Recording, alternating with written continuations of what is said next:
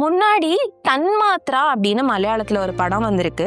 Dementia பேஷண்ட்ஸோட வாழ்க்கையை ரொம்ப அழகாக அதில் கேப்சர் பண்ணியிருப்பாங்க. அதில் கடைசி பார்ட்டுக்கு முன்னாடி ஒரு நாள் அந்த ஹீரோ மோகன்லாலுக்கு வந்து நினைவு திரும்பும்.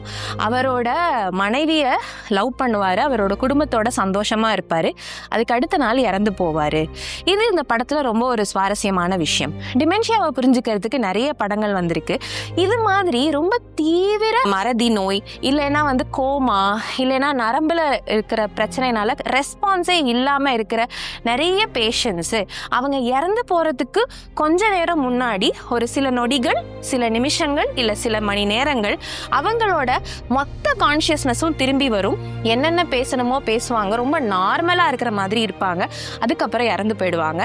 இது அறிவியல் பூர்வமாக டெர்மினல் லூசிடிட்டின்னு சொல்கிறாங்க. அதுக்கு என்ன காரணம்னு இன்ன வரைக்கும் கண்டுபிடிக்கல. ஸோ இதை ஒரு சுவாரஸ்யமான விஷயமா தெரிஞ்சுக்கோங்க. தேங்க்யூ.